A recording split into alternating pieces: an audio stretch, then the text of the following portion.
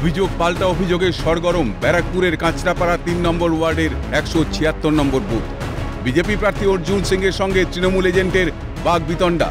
বিজেপির অভিযোগ ভোটারদের ভোট দিতে বাধা দেয় তৃণমূল, অপরদিকে অভিযোগ অস্বীকার করে তৃণমূল। ভোট দিতে দিচ্ছে না তৃণমূলের আলমাত্রা আমাদের মহিলা যারা এখানকার লোকাল রয়েছে শ্লীলতাহানি করছে এখানে কেউ ভোট দিতে পারছে না।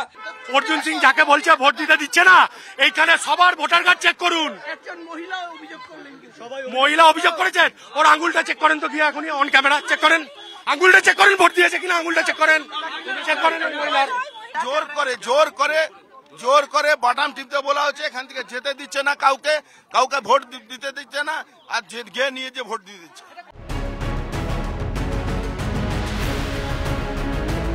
অপরদিকে কাঁচরাপাড়ার হার্নেট স্কুলে ১৭৬ নম্বর বুথে বিজেপির মহিলা কর্মীর ওপর চড়াও হওয়ার অভিযোগ তৃণমূল কর্মীদের বিরুদ্ধে। অভিযোগ অকথ্য ভাষায় গালিগালাজ করা হয় ওই বিজেপির মহিলা কর্মীকে, এমনকি তার পোশাক ছিঁড়ে ফেলারও অভিযোগ করেন তিনি। অভিযুক্তের নাম নীতি রায়।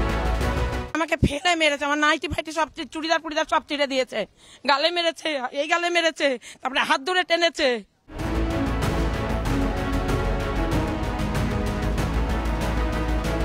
ব্যারাকপুর লোকসভার অন্তর্গত আমডাঙ্গার ১৯৮ ও ১৯৯ নম্বর বুথে বিজেপির এজেন্টকে ঢুকতে বাধা দেওয়ার অভিযোগের তীরে তৃণমূল, অভিযোগ অস্বীকার তৃণমূলে।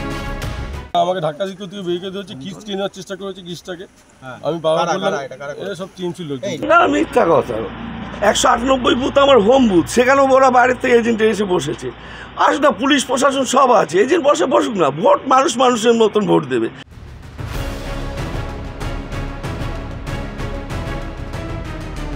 অন্যদিকে আমডাঙ্গার পদ্মলাভপুর এফপি স্কুলে ১০৭ নম্বর বুথে বেআইনিভাবে জমায়েত ও ঝামেলা শুরু হয়। কুইক রেসপন্স টিম পৌঁছে জমায়েত সরিয়ে দেয়। ভোটারদের নির্বিঘ্নে ভোট দেওয়ার আবেদনও জানান তারা।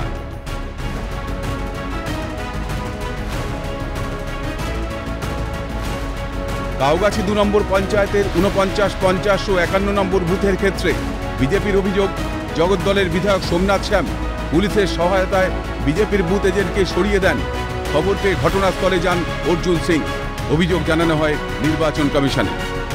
49-50-52 में सोमनाथ श्याम এসে এখানে এজেন্টকে বের করে যে পুলিশের সঙ্গে নিয়ে এসে আর এখানে ছাপ্পা মারছে। স্টেট পুলিশ ভিতরে বসে আছে, আপনারা দেখেছেন। স্টেট পুলিশের তো ভিতরে থাকার কোনো কারণ নেই। ক্যালকাটা নিউজ।